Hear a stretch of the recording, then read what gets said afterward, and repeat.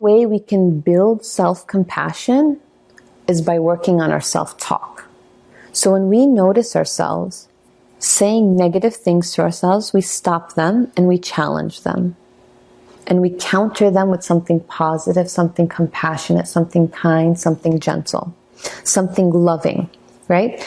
And don't say anything to yourself that you wouldn't say to your best friend. You know, the Prophet ﷺ actually advised us not to belittle ourselves. So don't be so hard on yourself. And remember, we're all humans and we were all created to make mistakes. We're actually wired that way. The Prophet ﷺ actually said in an authentic hadith, every child of Adam makes mistakes. But the best of those who make mistakes, what? Rectify their mistakes. They repent.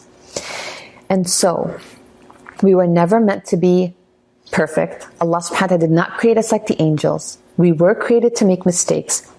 Understanding that is a part of self-compassion. And understanding that all humans, including yourself, are not perfect.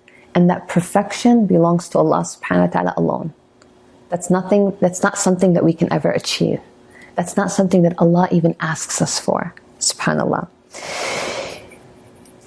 And remembering that you are so loved, you are so valuable to Allah subhanahu wa ta'ala. I have a question for you all. Has anybody been to the Kaaba? I know a lot of you have because you're my Hajj buddies. Has anyone ever heard, or could you imagine yourself in front of the Kaaba? Or have you ever heard of someone who went to the Kaaba and said, "You're ugly, you're stupid, you're worthless"? No, right? You can't even fathom that. Why?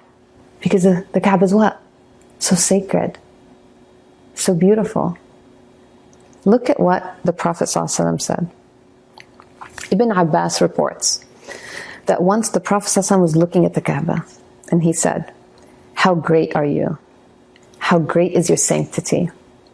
Yet the believer has a greater sanctity to Allah than you." SubhanAllah.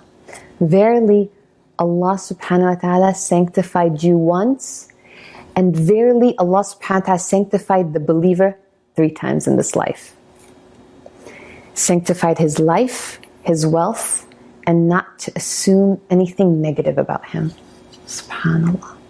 You're more beloved to Allah than the Kaaba. You're more sacred to Allah than the Kaaba.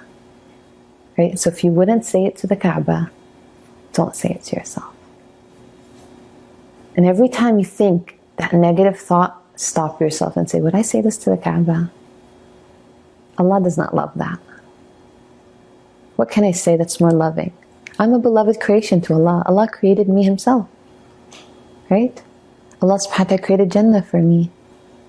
Allah subhanahu wa ta'ala, when He created my father Adam, out of honor and respect and dignity, He ordered all of His other creations to make sajda. SubhanAllah. And the one that didn't became what? Cursed. So, be gentle with yourself. Right? The Prophet ﷺ told Aisha, and you know Aisha was the most beloved person to him. So when I read a hadith where the Prophet ﷺ is speaking to Aisha, I believe that hadith is pretty heavy. Because when you love someone, you tell them what? The most important things, right? And so he said, "Oh Aisha, Allah is gentle and He loves gentleness in everything. And you're a thing. So be gentle with yourself."